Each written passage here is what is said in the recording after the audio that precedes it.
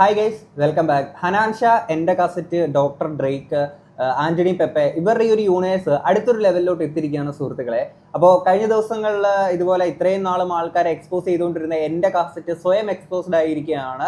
Kick എന്ന് പറയുന്ന പ്ലാറ്റ്ഫോമിൽ ലൈവ് സ്ട്രീം ചെയ്യുന്നതിൻ്റെ ഇടയ്ക്ക് തൻ്റെ ലാപ്പിലെ ഇതൊന്ന് ഓഫ് ചെയ്യാനെ കൊണ്ട് ഹക്കീം മറന്നു പോവുകയും ഹക്കീം അത് കഴിഞ്ഞിട്ട് ഇത്രയും നാളും ലഹരിക്കെതിരെ ഭയങ്കരമായിട്ട് സംസാരിച്ചുകൊണ്ടിരുന്ന ഹക്കീം തന്നെ അടിച്ച് വലിച്ചു കയറ്റുന്ന വീഡിയോ ഒക്കെ അങ്ങനെ പുറത്ത് വന്നിട്ടുണ്ടായിരുന്നു. പിന്നീട് ഹക്കീം അറസ്റ്റിലായി എന്നുള്ള ഒരു വാർത്തകളൊക്കെ ഇങ്ങനെ കേട്ടിട്ടുണ്ടായിരുന്നു. എത്രത്തോളം വിശ്വസിക്കാൻ പറ്റുന്നുള്ളത് നമുക്കറിയത്തില്ല.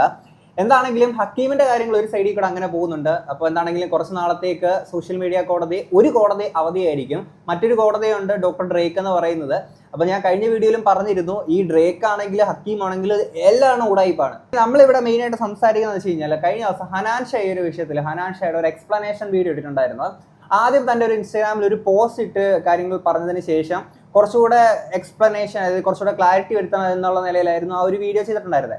ഏകദേശം 1 മണിക്കൂർ അടുപ്പിച്ചുള്ളൊരു വീഡിയോ ആണ്, 1 മണിക്കൂറിന് പുറത്തുള്ളൊരു വീഡിയോ ആണ്.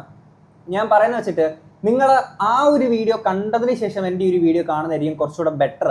ആ ഒരു വീഡിയോ കണ്ടിട്ടുള്ള ആൾക്കാരാണെങ്കിൽ കണ്ടുള്ള കുഴപ്പമില്ല. കാര്യം മറ്റൊന്നുമല്ല, ഇനിയിപ്പോൾ ഞാൻ ആ ഒരു വീഡിയോയ്ക്ക് അതൊന്ന് കുറച്ച് കാര്യങ്ങൾ ഞാൻ എൻ്റേതായിട്ടുള്ള ഭാവനയിൽ മറ്റൊരു രീതിയിലോട്ട് മാനിപ്പുലേറ്റ് ചെയ്ത് കൊണ്ടെത്തിച്ചു എന്നുള്ള സാധനങ്ങളൊന്നും ആർക്കും അങ്ങനെ ഒരു തെറ്റിദ്ധാരണ തോന്നാതിരിക്കാൻ വേണ്ടിയാണ്. കാര്യം ഹനാൻ ഷാൻ ആ ഒരു വീഡിയോക്കകത്ത് പറയുന്നുണ്ട്, ആ ഒരു വീഡിയോ മുഴുവനായിട്ട് കണ്ടതിന് ശേഷം ആൾക്കാർ ഇത് പറഞ്ഞാൽ മതി എന്നുള്ള രീതിയിൽ നമ്മൾ ആ ഒരു വീഡിയോ മുഴുവനായിട്ട് കണ്ടു. ഇതിനു മുമ്പ് ഹനാൻ ഷാനെ പലപ്പോഴും ഇത്തരത്തിൽ ആൾക്കാർ അൺവാണ്ടഡ് ആയിട്ട് ഏറി കയറ്റി വിടുന്ന ഓരോ സംഭവങ്ങളിലൊക്കെ ഹനാൻ ഷാനെ സപ്പോർട്ട് ചെയ്ത് തന്നെയാണ് നമ്മൾ പലപ്പോഴും വീഡിയോസ് കാര്യങ്ങളൊക്കെ ചെയ്തിട്ടുള്ളത്.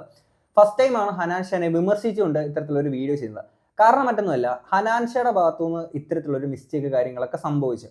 ഇത് സംഭവിച്ച സമയത്തേക്ക് ഹനാൻ ഷായുടെ ഭാഗത്തുനിന്ന് ഇങ്ങനൊരു കാര്യം പറ്റിപ്പോയി, ഞാൻ സ്വയം മണ്ടനായതുകൊണ്ടോ അല്ലെങ്കിൽ എന്നെ അവർ മണ്ടനാക്കിയത് കൊണ്ടോ ഇങ്ങനൊരു തെറ്റിൻ്റെ ഭാഗത്തുനിന്ന് സംഭവിച്ചു പോയി, ഇങ്ങനൊരു സംഭവം ഉണ്ടാവാതിരിക്കാനെ കൊണ്ട് ഞാൻ ശ്രമിച്ചോളാം. ഇതിൻ്റെ പരിപാടിയുടെ കാര്യങ്ങളേ ഉള്ളൂ. ഇത് ഹനാൻ ഷാ ചെയ്യുന്നൊരു കാര്യം എന്ന് വെച്ച് കഴിഞ്ഞാൽ, ഇത് ഒരു സൈഡിൽ നിന്ന് തുടങ്ങിയിട്ട് ഇത് പിന്നെയും പറഞ്ഞ് ഹനാൻ ഷാ ഇതിനകത്ത് ഒരു തെറ്റുമേ ചെയ്തിട്ടില്ല. തൻ്റെ നിസ്സഹായാവസ്ഥ എന്ന നിലയിലോട്ട് കാര്യങ്ങളെ മാറ്റിക്കൊണ്ടുപോയിരിക്കുന്നു. സ്വാതന്ത്ര്യ സമരത്തിന് പോയി പങ്കെടുത്തിട്ട് വന്നിട്ട് പറയുന്നൊരു സംഭവമല്ല ഈ ഒരു നിസ്സഹായാവസ്ഥ എന്ന് പറയുന്നത്. ഓക്കെ, ഫസ്റ്റ് ഓഫ് ഓൾ അത് മനസ്സിലാക്കേണ്ട കാര്യമാണ്. ഓക്കെ, ഇങ്ങനൊരു കേസിനകത്ത് ഇടനിലക്കാരനായിട്ട് നിന്നിട്ട് പറയുന്നൊരു സംഭവമാണ്. ഞാൻ നേരത്തെ പറഞ്ഞ പോലെ തന്നെ ഇങ്ങനൊരു സംഭവം തൻ്റെ ഭാഗത്തുനിന്ന് സംഭവിച്ചു പോയി, ഇനി ഇത്തരത്തിൽ ഉണ്ടാവാതിരിക്കാൻ ശ്രമിക്കാം എന്നുള്ള രീതിയിൽ കാര്യങ്ങൾ പറഞ്ഞ് അവിടെ പരിപാടികൾ ക്ലോസ് ചെയ്യാനുള്ളതിൽ ഇത് പറഞ്ഞ പിന്നെയും പോയേക്കുന്ന കുറച്ച് സംഭവങ്ങളുണ്ട്. ഇനി ഞാൻ ഇതിനകത്തിൽ എല്ലാ ഭാഗങ്ങളും എടുത്ത് വെച്ചില്ലെന്ന് ആരെങ്കിലൊക്കെ പറയുന്നുണ്ടെങ്കിൽ ആദ്യം തന്നെ ഹനാൻ ഷായുടെ നിസ്സഹായാവസ്ഥ പറയുന്ന 2 ഭാഗങ്ങൾ നമുക്കൊന്ന് കേൾക്കാം, എന്നിട്ട് മുഴുവൻ വീഡിയോ നമുക്ക് കാണാം. ആഘോഷമാക്കിയത് ഒരിക്കലും പൈസ വാങ്ങി അല്ലെങ്കിൽ സ്ക്രീൻഷോട്ട് അയച്ചു കൊടുത്തിട്ട് ബ്ലാക്ക് മെയിൽ ചെയ്യുന്ന റഫിയ പൈസ വാങ്ങി അല്ലെങ്കിൽ ബ്ലാക്ക് മെയിൽ ചെയ്ത് ഈ visuals full private visuals full അയച്ചു കൊടുത്ത യുവതി നിങ്ങളെ കണ്ണിൽ കുറ്റക്കാരിയല്ല. പൈസ കൊടുത്ത് ഇത് ഒത്തുതീർപ്പാക്കി അഭിനേതാവിൻ്റെ മാനേജർമാരോ നിങ്ങളെ കണ്ണിൽ കുറ്റക്കാരിയല്ല. ഇതിനൊക്കെ പിടിച്ച് നിർത്തിയിട്ട് ഇന്നോട് നിൽക്കണമെന്ന് പറഞ്ഞിട്ട് അത് ഞാൻ പറഞ്ഞില്ല, ഞാനും ചെറിയ കുട്ടിയൊന്നല്ല, പക്ഷേ എൻ്റെ നിസ്സഹായത ഞാൻ നിങ്ങളോട് പറഞ്ഞു. ഞാൻ ഇവിടെ ആ പെൺകുട്ടിയും പെപ്പെ, ഹക്കീം, ഡ്രേക്ക് ഇവിടെ ആരും നല്ലതാന്ന് ഇവിടെ ആരും പറഞ്ഞിട്ടില്ല. ഓക്കെ, ഞാൻ എൻ്റെ കഴിഞ്ഞ വീഡിയോ കണ്ടവർക്കറിയാം. അപ്പോഴും ഹനാൻ ഷായുടെ ഒരു സൈഡിൽ നമുക്ക് ഹനാൻ ഷാ പറയുന്നത് കേട്ടിട്ട് നമുക്ക് പറയാമെന്നുള്ളതുകൊണ്ടായിരുന്നു നിന്നിട്ടുണ്ടായിരുന്നത്. ഹനാൻ ഷാനെ നമ്മൾ അവിടെ ഒന്നും അങ്ങനെ പറഞ്ഞിട്ടില്ല. അപ്പോഴും ഹനാൻ ഷാനെ ഒന്ന് ഏറിക്കയറ്റണം എന്നൊക്കെ വിചാരിക്കുന്ന അങ്ങനെ ഒരു കുറച്ച് ടീംസ് കാര്യങ്ങളൊക്കെ ഉണ്ട്, കുറച്ച് ഹേറ്റ് ചെയ്യുന്ന കുറച്ച് ആൾക്കാരുണ്ട്. അവരുടെ കേസ് നമ്മൾ പറഞ്ഞിരുന്നു, അവർക്കൊക്കെ ആഘോഷിക്കാൻ പറ്റുന്ന ഒരു സംഭവമാണെന്നുള്ളത്. അവരത് ആഘോഷിച്ചിട്ടുണ്ട്. പക്ഷേ ഇനി ഇപ്പം ഹനാൻ ഷായുടെ നിസ്സഹായ അവസ്ഥയാണ് ഇവിടെ പറഞ്ഞേക്കുന്നത്. നമുക്കിനി അടുത്തും കൂടെ കേൾക്കാം. നിങ്ങൾ നിസ്സഹായാവസ്ഥ മനസ്സിലാക്കണം എന്ന് വെച്ചാൽ, ഈ ജൂനിയർ ആർട്ടിസ്റ്റുകളായിട്ട് സിനിമ സെറ്റിൽ പോകുന്ന ആൾക്കാർ എത്രത്തോളം അടിത്തട്ടിലാണ് ഉണ്ടാവുക. വലിയ അഭിനേതാക്കൾ അങ്ങനെ ട്രീറ്റ് ചെയ്ത് നല്ല പറഞ്ഞോ, വലിയ അഭിനേതാക്കളും പ്രൊഡക്ഷൻ ഹൗസ് ഒക്കെ എത്ര ഈ സിനിമയിൽ മുകളിലുണ്ടാവും. ഇതിന്റെ ഫോളോവേഴ്സ് അല്ലതിലൊന്നും കൗണ്ട്. ഞാൻ പോകുന്ന എക്സ്പീരിയൻസ് ആണ് ഈ സിനിമയിൽ ഇതിന്റെ കൗണ്ട്. അപ്പോൾ എന്നോട് ഒരാൾക്കാർ ഒരു കാര്യം ഒന്ന് ചോദിക്കുമ്പോൾ, അല്ലെങ്കിൽ പ്രൊഡക്ഷൻ്റെ സൈഡിൽ നിന്ന് അല്ലെങ്കിൽ അഭിനേതാവിന്റെ സൈഡിൽ നിന്ന് ഒരു റിക്വസ്റ്റ് പോലെ ഒന്ന് ചോദിക്കുമ്പോൾ ഞാൻ ഇവർ പിന്നീട് ഇതിന്റെ ഭാഗം അന്വേഷിച്ച് പോകണതോ. ഓക്കെ, അപ്പം ഹനാൻ ഷാ ഇവിടെ പറയുന്നത് ഹനാൻ ഷായ്ക്ക് ഇത്രയും ഫോളോവേഴ്സ് ഉള്ളതോ അല്ലെങ്കിൽ ഹനാൻ ഷായ്ക്ക് കുറേ ആളുകൾ ഇഷ്ടപ്പെടുന്നതോ അതൊന്നും ഹനാൻ ഷാ അങ്ങനെ ഒരു മൈൻഡിൽ എടുക്കാതെ ഒരു സിനിമ സെറ്റിലോട്ട് പോയിട്ട് ഒരു ജൂനിയർ ആർട്ടിസ്റ്റ് എങ്ങനെയാണോ ആ ഒരു നിലയിലോട്ട് ഡൗൺ ടു എർത്ത് ആ ഒരു രീതിയിലാണ് പുള്ളി നിൽക്കാൻ ശ്രമിച്ചത് എന്നുള്ള സംഭവം പുള്ളി ഉദ്ദേശിച്ചിട്ടുണ്ടാവുക. അങ്ങനെ എന്നുണ്ടെങ്കിൽ പുള്ളിയുടെ നല്ലൊരു കാര്യം തന്നെയാണ്, ഒരു നല്ലൊരു ക്വാളിറ്റി തന്നെയാണ് ഹനാൻ ഷായുടെ ഭാഗത്തു നിന്നുള്ളത്. അപ്പം അങ്ങനെ നിന്നതിൻ്റെ പേരിൽ അവരെ ഉപയോഗിക്കപ്പെട്ടു അല്ലെങ്കിൽ അവരാൽ ഉപയോഗിക്കപ്പെട്ടു അല്ലെങ്കിൽ അതുകൊണ്ട് അവർ പറഞ്ഞത് ആ ഒരു രീതിയിൽ എടുക്കേണ്ടി വന്നു, അവർ പറഞ്ഞത് അനുസരിക്കേണ്ടി വന്നു എന്നുള്ളതാണോ? അപ്പൊ അതായത് ഒരു ജൂനിയർ ആർട്ടിസ്റ്റ് ആയിട്ട് ഇപ്പോൾ ഒരാൾ പോവുകയാണെന്നുണ്ടെങ്കിൽ ഇതുപോലെ ഒരു പെണ്ണ് കേസിന്റെ ഇടനിലക്കാരനായിട്ട് നിൽക്കാൻ പറയുകയാണ്, ഇങ്ങനത്തെ കാര്യങ്ങളൊക്കെ പറയുമ്പോഴത്തേക്കിനും ഓക്കെ ജൂനിയർ ആർട്ടിസ്റ്റ് ആണ് അതുകൊണ്ട് ഇങ്ങനെ നിന്നോളൂ എന്നുള്ളതല്ലല്ലോ. ഇനി അടുത്തൊരു സാധനം കാണാം. ഹനാൻഷയുടെ വീഡിയോയുടെ തുടക്കത്തിൽ പറയുന്ന കാര്യം ഇത് വളരെ ഇമ്പോർട്ടൻ്റ് ആണ്, നമുക്ക് കേൾക്കാം. ആ കരിയർ ആഗ്രഹിച്ച് സിനിമയിലേക്ക് വന്ന ആളോ അല്ലെങ്കിൽ സിനിമയിൽ എന്തെങ്കിലും ആയി തീരണമെന്ന് ഒരുപാട് വർഷത്തെ ആഗ്രഹിച്ച് അഭിനയമോഹമായിട്ട് നടക്കുന്ന ആളൊന്നല്ല. ഞാൻ കംപ്ലീറ്റ്ലി ഷെരീഫ് ഖാൻ എന്ന് പറഞ്ഞിട്ടുള്ള ഒരു വ്യക്തി എന്നോട് റിക്വസ്റ്റ് ചെയ്തപ്പോൾ, ഞാൻ ഒരു ബ്രദറിനെ പോലെ കാണുന്ന മനുഷ്യനാണ് ഷെരീഫ് ഖാൻ എന്ന് പറഞ്ഞ വ്യക്തി. അപ്പോൾ ഷെരീഫ് ഖാൻ പറഞ്ഞ ഒരു വ്യക്തി റിക്വസ്റ്റ് ചെയ്തപ്പോൾ എനിക്ക് എൻ്റെ ബ്ലഡിലുള്ള സ്വഭാവമാണ്. ചില ആൾക്കാർ എന്നോട് ഓരോ കാര്യങ്ങൾ റിക്വസ്റ്റ് ചെയ്യുമ്പോൾ എനിക്ക് നോ പറയാൻ പറ്റില്ല. അപ്പോഴേ ഞാൻ ബാസിലോടായാലും ചെക്കന്മാരോട് എല്ലാവരോട് പറഞ്ഞു, എനിക്കിപ്പോൾ എടുത്താൽ പൊന്തുന്ന ഒരു പരിപാടിയാണോ ഞാൻ തലവെച്ചതെന്ന് അറിയില്ല. തലവെച്ചെന്നല്ല, ഞാൻ ഓക്കെ പറഞ്ഞത് എനിക്കറിയില്ല, എനിക്ക് അഭിനയം അറിയില്ല, അഭിനയ മോഹമല്ല, പാഷനേറ്റ് ആയിട്ടുള്ള ഒരു ആക്ടർ ആവണം എന്നുള്ളൊരു സംഭവമല്ല. അപ്പോൾ ചെക്കന്മാർ പറഞ്ഞു ഇപ്പോൾ എങ്ങനെയാണ് ചെയ്യുക, എങ്ങനെ കാര്യങ്ങൾ മുന്നോട്ട്. അപ്പോൾ ഞാൻ അതിൻ്റെ 100 കൂട്ട ടെൻഷൻ എനിക്കിത് അഭിനയിക്കാൻ പറ്റാത്തതിലും. ഇത് സീക്രട്ടായൻ്റെ പറഞ്ഞ പോലെ തന്നെ പുള്ളി തൻ്റെ ലൈഫിൽ എടുത്തിരിക്കുന്ന ഏറ്റവും മോശം, ഏറ്റവും വേസ്റ്റ് എവർ തീരുമാനമായിരുന്നു കാട്ടാളൻ എന്ന് പറയുന്ന ഒരു സിനിമയിൽ പോയി അഭിനയിച്ചിരിക്കുന്നത്. കാര്യം അവർ നല്ല രീതിയിൽ ഹനാൻ ഷാനെ ഉപയോഗിച്ച് മറ്റേ കറിവേപ്പില പോലെ ഉപയോഗിച്ച് തള്ളി എന്നുള്ളൊരു പരിപാടി തന്നെയാണ് ആ ഒരു സിനിമയുടെ ഭാഗത്തുനിന്ന് അവർ ചെയ്തേക്കുന്നത്. ഓക്കെ, ഇനി ഇവിടെ ഹനാൻ ഷാ പറഞ്ഞിരിക്കുന്ന കാര്യം നിങ്ങൾ ശ്രദ്ധിച്ചില്ലേ? ഹനാൻ ഷാ ഇത്തരത്തിൽ ആ ഒരു സിനിമയിലോട്ട് എത്തണമെന്നോ അല്ലെങ്കിൽ സിനിമയിലോട്ട് എത്താൻ വേണ്ടി അത്രയും പാഷനേറ്റ് ആയിട്ട് നടക്കുന്ന ഒരു വ്യക്തിയോ കാര്യങ്ങളൊന്നും ആയിരുന്നില്ല ഹനാൻ ഷാ. അപ്പൊ അങ്ങനെയുള്ളപ്പോൾ ഷെരീഫ് എന്ന് പറയുന്ന വ്യക്തി നിർബന്ധിച്ചതിന്റെ പേരിൽ, നോ പറയാൻ പറ്റാത്തതിന്റെ പേരിൽ മാത്രമാണ് അവിടെ ഒരു യെസ് പറഞ്ഞ ഒരു സിനിമയിലോട്ട് പോയേക്കുന്നത്. നമ്മൾ നോ പറയേണ്ടടുത്ത് നോ പറയേണ്ടത് തന്നെയാണ്. പക്ഷേ പുള്ളിയുടെ ആ ഒരു ക്യാരക്ടർ കൊണ്ടൊക്കെ തന്നെ നോ പറയാൻ പുള്ളിക്ക് അവിടെ സാധിച്ചില്ല. ഇത് നിങ്ങൾ ഇനി ഓർത്ത് വെക്കുക. സിനിമയിലോട്ട് എത്താനെ കൊണ്ട് അത്രയും താല്പര്യമുള്ള വ്യക്തിയോ കാര്യങ്ങളൊന്നും ആയിരുന്നില്ല, നിർബന്ധിച്ചതിന്റെ പേരിൽ മാത്രമാണ് അവിടെ പോയേക്കുന്നത്. ഓക്കെ, ഇനി ഇത് കഴിഞ്ഞിട്ട് ഈ പറഞ്ഞേക്കുന്ന യുവതിയില്ലേ, ഈ കേസിൽ ഉൾപ്പെട്ടേക്കുന്ന ഈ യുവതി ഇത്തരത്തിൽ അവിടെ പലതവണയായിട്ട് സിനിമയുടെ സെറ്റുകളിലും കാര്യങ്ങളൊക്കെ വരികയും ആന്റണി പെപ്പയുടെ ഫ്രണ്ട് ആണെന്നൊക്കെ പറഞ്ഞുകൊണ്ട് തന്നെ ഹനാൻ ഷായായിട്ട് പരിചയപ്പെടുക, സംസാരിക്കുകയൊക്കെ ചെയ്യുകയും ഫോട്ടോ എടുക്കുക, അങ്ങനത്തെ കാര്യങ്ങളൊക്കെ പുള്ളി ഇവിടെ സംസാരിക്കുന്നുണ്ടായിരുന്നു. ഇനി ഇതിന് ശേഷം സംഭവിച്ചേക്കുന്ന കാര്യങ്ങൾ എന്തൊക്കെയാണ് പറയുന്നത്, നമുക്കത് കേൾക്കാം. ഇങ്ങനെ ഞാൻ വാടകയ്ക്ക് സാധനം മാറ്റുന്ന ദിവസം ഗുഡ്സിന് സാധനങ്ങൾ ഇറക്കിക്കുക. ഞാൻ കുറച്ച് മുമ്പ് ഒരു കോണി സാധനങ്ങളൊക്കെ ഞങ്ങൾ ഒരു ജീപ്പിൽ കൊണ്ടുപോയിട്ട് പള്ളി കൊണ്ടുപോയി ഇറക്കുന്ന വീഡിയോ ഒക്കെ എല്ലാവരും കണ്ടുക്കണം. അപ്പോൾ ഈ സമയത്താണ് നമ്മുടെ വീട്ടിലെ സാധനങ്ങൾ വാടകയ്ക്ക് മാറ്റുന്ന സമയത്താണ് എനിക്ക് ഒരു രാവിലെ ഒരു 10-12 ഇടയിൽ ഫസ്റ്റ് കോൾ വരുന്നത്. അതായത് എൻ്റെ കാസറ്റ് എന്ന് പറയുന്ന വ്യക്തി ഈ യുവതിൻ്റെയും അതുപോലെ തന്നെ ഈ സിനിമയിലെ പ്രധാന മുഖ്യ നടനായിട്ടുള്ള വ്യക്തിൻ്റെയും ചാറ്റുകൾ, അതായത് ഇവരുടെ പ്രൈവറ്റ് ആയിട്ടുള്ള ചാറ്റുകൾ പുറത്തിട്ടിട്ട് എന്താണ് കാട്ടാളൻ്റെ ലൊക്കേഷനിൽ നടന്നുകൊണ്ടിരിക്കുന്നത് എന്നുള്ളൊരു ഒരു സാധനം ആദ്യം സ്റ്റോറി ഇടുന്നത്. അപ്പോൾ ഞാൻ കണ്ടിട്ടില്ല. ഞങ്ങൾ വീട്ടിൽ സാധനങ്ങൾ ഇറക്കുന്നത് ഇതിൻ്റെ തിരക്കിലാണ്. അങ്ങനെ ആദ്യത്തെ സാധനം വന്നപ്പോൾ വലിയ ഒച്ചമൂളിയും ബഹളങ്ങളൊന്നും ഇല്ല. കാരണം അതൊരു പേഴ്സണൽ സംഭവമാണ്. അതായത് ഈ നടനും അതുപോലെ തന്നെ ഈ ഒരു സുഹൃത്തും തമ്മിലുള്ള സംഭാഷണങ്ങളാണ് പുറത്ത് പോകുന്നത്. അപ്പം എന്തായാലും ഈ സ്ത്രീ ഈ സംഭാഷണങ്ങൾ എൻ്റെ കാസറ്റ് എന്നുള്ള വ്യക്തിക്ക് കൊടുത്തത് കൊണ്ടാണ് ഇത് പുറത്ത് പോകുന്നത്. എന്തായാലും നടൻ കൊടുത്തിട്ടില്ല, ഈ അഭിനേതാവ് കൊടുത്തിട്ടില്ല. അപ്പോൾ ഫസ്റ്റത്തത് പുറത്ത് പോയി. രണ്ടാമത് വന്നപ്പോൾ എനിക്ക് ഈ അഭിനേതാവിൻ്റെ കോൾ വന്നു. അതായത് എടാ ആകെ ഇതിൽ ഫോളോ ചെയ്യുന്നത് കാണുന്നത് തന്നെയാണ്, ഈ ഒന്ന് സംസാരിച്ച് അത് റിമൂവ് ചെയ്യാൻ പറയണം. അതാണ് ആദ്യത്തെ റിക്വസ്റ്റ്. അതായത് അഭിനേതാവിനോട് പറയണം ഇതൊന്ന് റിമൂവ് ചെയ്യാൻ പറയണം. അപ്പോൾ ഇതിൻ്റെ അവസ്ഥകൾ ചിന്തിച്ച് നോക്കണം. ഇതിൻ്റെ നിസ്സഹായാവസ്ഥ പറഞ്ഞു. പിന്നെ ഒരുപാട് ആൾക്കാർ പറയുണ്ടാവും എനിക്കിതിൽ ആലോചിക്കാലോ ചിന്തിക്കാലോ എന്നൊക്കെ പറയുണ്ടാവും. അപ്പോൾ ഞാൻ പറഞ്ഞത് ഞാൻ ഈ സിനിമയിൽ ബിഗിനറാണ്. അതായത് ജൂനിയർ ആർട്ടിസ്റ്റുകളെ പോലെയാണ് ഞാൻ ഈ സിനിമയിലുള്ളത്, ഏറ്റവും ചെറിയ തട്ടിലുള്ളതാണ്.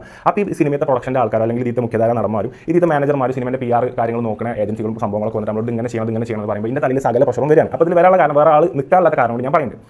അങ്ങനെ എന്നോട് റിക്വസ്റ്റ് ചെയ്തു. ഞാൻ അതുപോലെ തന്നെ എൻ്റെ കാസറ്റ് മെസ്സേജ് അയച്ചു, ബ്രോ ഇതൊന്ന് റിമൂവ് ചെയ്യോ, ഇത് ഒരു പ്രൈവറ്റ് സംഭവങ്ങൾ ഇതൊന്ന് റിമൂവ് ചെയ്യോ. അപ്പോൾ പറഞ്ഞു ഇത് മാത്രമൊന്നല്ല. എൻ്റെ കാസറ്റ് പറഞ്ഞു ഇത് മാത്രമാണെന്ന് വിചാരിക്കുന്നതിൽ നിങ്ങൾക്ക് തെറ്റി, ഇതിലധികമുള്ള സാധനങ്ങൾ ഇനിയും വരാൻ പോവുകയാണ്, നിങ്ങളുടെ ലൊക്കേഷനിൽ നമ്മുടെ സംഭവങ്ങളടക്കം വരാൻ പോകണം. അപ്പോൾ അങ്ങനെ പിന്നീടുള്ള സ്റ്റോറിയിൽ വരുന്നത്, എൻ്റെ കാസറ്റിൻ്റെ സ്റ്റോറിയിൽ വരുന്നത് ക്യൂബ്സ് എൻ്റർടൈൻമെൻറ്റ്സിൻ്റെ ലൊക്കേഷനിൽ എന്താണ് നടന്നുകൊണ്ടിരിക്കുന്നത്, എന്താണ് കാട്ടാളൻ്റെ സെറ്റിൽ നടന്നുകൊണ്ടിരിക്കുന്നത് എന്നുള്ള ചോദ്യം വന്നു. അപ്പോൾ എന്തായി, മൊത്തത്തിൽ ഇത് സിനിമയെ ബാധിക്കുകയാണ്. അതായത് ഒരാളും ഒരു യുവതിയും തമ്മിലുള്ള ഒരു പ്രശ്നം, അത് അവർക്ക് എന്തെങ്കിലും തമ്മിൽ പ്രശ്നം ഉണ്ടെങ്കിൽ അവരത് നിയമപരമായിട്ട് നേരിടണമായിരുന്നു. അതായത് ഈ നടന് യുവതിയായിട്ടോ യുവതിക്ക് നടനായിട്ട് എന്തെങ്കിലും പ്രശ്നങ്ങൾ ഉണ്ടെങ്കിൽ ഇത് നിയമപരമായിട്ട് പോലീസിലേക്ക് അതിന് ആദ്യം നീക്കേണ്ടിയിരുന്നത്. അല്ലാതെ ഒരു ടീം പൈസ കൊടുക്കാനോ അല്ലെങ്കിൽ ഒരു ടീം വാങ്ങാനോ അല്ലെങ്കിൽ പൈസ കൊടുക്കാത്ത പക്ഷം ഒരു ടീമിൻ്റെ പ്രൈവറ്റ് ചാറ്റുകളും ഒരു ഇൻസ്റ്റാഗ്രാം അക്കൗണ്ടിലൂടെ എൻ്റെ കാസറ്റ് പറഞ്ഞ അക്കൗണ്ടിലൂടെ അയച്ചു കൊടുത്തിട്ട് അത് ഇങ്ങനെ ഡീപ്പിക്കലല്ല ചെയ്യേണ്ടിരുന്നതാണ് എനിക്ക് പറയാനുള്ളത്. ഇതെപ്പോൾ പറയണമായിരുന്നു, ഇത് ആരോട് പറയണമായിരുന്നു? ഇവിടെ ആന്റണി പെപ്പെ അല്ലെങ്കിൽ ആ ഒരു ക്രൂവിൻ്റെ അടുത്തൊക്കെ പറയാനെ കൊണ്ട് അല്ലെങ്കിൽ ആ സിനിമയുടെ ഭാഗമായിട്ടുള്ള ആൾക്കാരുടെ അടുത്ത് പറയാനെ കൊണ്ട് ഇപ്പോൾ ജൂനിയർ ആർട്ടിസ്റ്റ് ആ ഒരു മൈൻഡ് സെറ്റ് പുള്ളി ഇവിടെ നിൽക്കുന്നുണ്ട്, പുള്ളിക്ക് അത് പറ്റുന്നുണ്ടായിരിക്കില്ല. പക്ഷേ ഹക്കീം തൻ്റെ അടുത്ത സുഹൃത്തല്ലേ, ഹക്കീമിൻ്റെ അടുത്ത് താങ്കൾക്കത് ആ ഒരു രീതിയിൽ പറയാമല്ലോ. ഇവിടെ ഇപ്പം എനിക്കാണെങ്കിലും പലരും നമ്മളിപ്പോൾ ഇവിടെ കണ്ടിന്യൂസ് ആയിട്ട് കുറേ നാളുകളായിട്ട് ഇവിടെ വീഡിയോ ഈ പരിപാടികളായിട്ട് നിൽക്കുന്നുണ്ട് തന്നെ നമുക്ക് പലരും മെസ്സേജ് അയച്ചിട്ട് ഇതുപോലെ ബ്രോ ഇത്തരത്തിലൊരു പ്രശ്നമുണ്ട് അത് ഇതെന്നൊക്കെ പറഞ്ഞുകൊണ്ട് കുറച്ച് ആൾക്കാർ നമുക്ക് മെസ്സേജ് അയക്കാറുണ്ട്. നമ്മൾ നേരെ പറയുന്നത് കാര്യം വെച്ചാൽ ലീഗലി പോകേണ്ട കാര്യമാണെങ്കിൽ അത് ലീഗലി മൂവ് ചെയ്യണം. ഫസ്റ്റ് നിങ്ങൾ ലീഗലി കൊടുക്കും, ഇങ്ങനത്തെ കാര്യങ്ങൾ ചെയ്യും, നമ്മുടെ ഭാഗത്ത് നിന്ന് എന്ത് സപ്പോർട്ടാണ് വേണ്ടത് അതെല്ലാം നമ്മൾ ചെയ്യുക. അതിനുശേഷം പബ്ലിക്കിലോട്ട് എത്തിക്കേണ്ട കാര്യമാണെങ്കിൽ തീർച്ചയായിട്ടും നമ്മൾ എത്തിക്കുക. ആ രീതിയിൽ തന്നെ പറഞ്ഞ് നമ്മളങ്ങനെ ഡീൽ ചെയ്ത് വിടാറുണ്ട്. ഇപ്പൊ ഇവിടെ ഇത്തരത്തിലൊരു കാര്യമാണ് സംഭവിച്ചത് എന്നുണ്ടെങ്കിൽ ഹക്കീമിന്റെ അടുത്ത് വന്നിട്ട് നേരെ അത് സ്വയം കോമ്പറ്റീവ് ആവുന്ന തരത്തിലോട്ട് ഇത്തരം കാര്യങ്ങളൊക്കെ മാറുമ്പോഴത്തേക്കിന് ഇവിടെ ഹക്കീമിന്റെ അടുത്ത് ഇത്തരത്തിൽ താങ്കൾക്ക് പറയാമായിരുന്നല്ലോ ഹക്കീം ഇത് ഇങ്ങനല്ല ചെയ്യേണ്ടത്, നേരെ ലീഗിലല്ലേ മൂവ് ചെയ്യേണ്ടത്, ഇതിനകത്ത് എന്റെ ഇടനിലക്കാരനായിട്ട് കൊണ്ടു നിർത്തല്ല എന്നുള്ളത്. ഹക്കീം അപ്പുറത്ത് ആ ഒരു സെറ്റിന്റെ ആൾക്കാരുടെ അടുത്തും ആന്റണി പെപ്പയുടെ അടുത്ത് നേരിട്ട് സംസാരിക്കില്ല. അവരെ അങ്ങോട്ട് സംസാരിക്കാൻ ശ്രമിക്കുമ്പോഴത്തേക്കിന് ഹക്കീം അതിന് തയ്യാറാവുകയില്ല. ഇതിന്റെ ഇടയ്ക്ക് നിൽക്കുന്നത് ഈ പറയുന്ന ഹനാൻ ഷാ മൊത്തം, അതായത് ഹനാൻ ഷാ ഈ പറയുന്ന കോൾ റെക്കോർഡ് കാര്യങ്ങളൊന്നും ചെയ്യത്തില്ലല്ലോ എന്നുള്ള ട്രസ്റ്റിന്റെ പുറത്താണ് ഹക്കീം ഹനാൻഷയുടെ അടുത്ത് സംസാരിക്കാൻ തയ്യാറാവുന്നുള്ള കാര്യങ്ങളൊക്കെയാണ് പറയുന്നത്. നമുക്ക് ബാക്കി കേൾക്കാം. അങ്ങനെ ഞാൻ ആദ്യം റിക്വസ്റ്റ് ചെയ്തു, അതിൽ വന്ന് റിമൂവ് ചെയ്യൂല, ഇത് മാത്രമല്ല ഈ കേസ് മാത്രമാണെന്നുണ്ടെങ്കിൽ നിങ്ങൾക്ക് തെറ്റിദ്ധാരണയാണ്. അപ്പോൾ എനിക്ക് സംഭവങ്ങളൊന്നും അറിയില്ല, ഈ നടൻ്റെ ബാക്കിയുള്ള കാര്യങ്ങളോ ഈ പെണ്ണിൻ്റെ ബാക്കിയുള്ള കാര്യങ്ങളോ. ഞാൻ ആകെ കണ്ടത് ഫ്രണ്ട്സ് ആയിട്ട് തിരിച്ച് നിൽക്കുന്ന ഒരു ഫ്രെയിമിൽ മാത്രമാണ് ഞാൻ കണ്ടിട്ടുള്ളത്.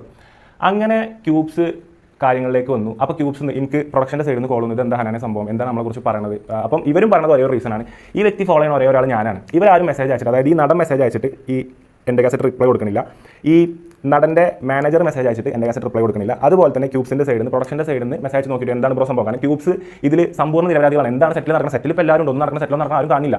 അപ്പോൾ എന്താണ് സെറ്റിൽ നടക്കണം എന്നുള്ള പ്രശ്നം അറിയാതെ എല്ലാവരും ഡൗട്ടായിട്ട് ചോദിച്ചുകൊണ്ടിരിക്കുകയാണ്. അപ്പം ഈ വ്യക്തി ആകെ റിപ്ലൈ തരുന്നത് എൻ്റെ മെസ്സേജിന് മാത്രമാണ്. അത് എന്തുകൊണ്ടാണെന്ന് വെച്ചാൽ ഞാൻ ഒന്നാമത് എവിടെയുള്ളത്, സെറ്റിലല്ല, ലൊക്കേഷനിലല്ല. അപ്പോൾ ലൊക്കേഷനിലുള്ള ഒരാളാണെന്നുണ്ടെങ്കിൽ ഇപ്പോൾ ഇങ്ങനെ ഒരു സംഭവം നടക്കുമ്പോൾ, ഒരു സെറ്റിൽമെൻറ്റ് പോലത്തെ സംഭവം നടക്കുമ്പോൾ ഞാൻ അവിടെ ഉണ്ടെന്നുണ്ടെങ്കിൽ ഞാൻ സംസാരിക്കുന്ന സംഭാഷണം അല്ലെങ്കിൽ എനിക്ക് വരുന്ന ഫോൺ കോൾസ്, ഇവർ ഈ പൈസ തരുന്ന പറഞ്ഞ കാര്യങ്ങൾ, ഇത് മൊത്തം എന്താവും ഈ ടീമിന്, ഇപ്പോൾ പ്രൊഡക്ഷൻ ടീമിന് വീഡിയോ എടുത്തേക്കാം, നടൻ്റെ മാനേജറിന് വീഡിയോ എടുത്തേക്കാം, ഇവർക്കൊക്കെ ഇത് ചെയ്യാൻ പറ്റും. ഇവരത് ചെയ്യുന്നില്ല. അപ്പോൾ ഇവരത് ചെയ്യുന്നില്ല എന്നല്ല, ഇവരുള്ള സ്ഥലത്തല്ല ഞാനുള്ളത്, ഞാൻ എൻ്റെ വീട്ടിലാണുള്ളത്. അങ്ങനെ ഫസ്റ്റ് വരുന്നത് ഞാൻ ഈ വെച്ചാൽ പറഞ്ഞത്. അപ്പോൾ ഫസ്റ്റ് വരുന്ന പ്രശ്നം എന്താ വെച്ചാൽ, ഈ യുവതി പീഡിപ്പിക്കപ്പെട്ടെന്നോ അല്ലെങ്കിൽ ഇങ്ങനത്തെ ഇരയായി എന്നുള്ളൊരു സംഭവമല്ല ഞാൻ കേൾക്കുന്നത്. ഇങ്ങനത്തെ ഒരു സംഭവത്തിൽ, ഇങ്ങനത്തെ ഒരു ഫ്രെയിമിലല്ല ഞാൻ ഇവരെ കാണുന്നത്. ഞാൻ കേൾക്കുന്ന കേസ് എന്താ വെച്ചാൽ, എൻ്റെ കാസറ്റ് അക്കീമിനോട് പറഞ്ഞ കേസ് എന്താ വെച്ചാൽ, പ്രശ്നങ്ങൾ എന്താ വെച്ചാൽ വളരെ ഗുരുതരമായിട്ടുള്ള പ്രശ്നമാണ്.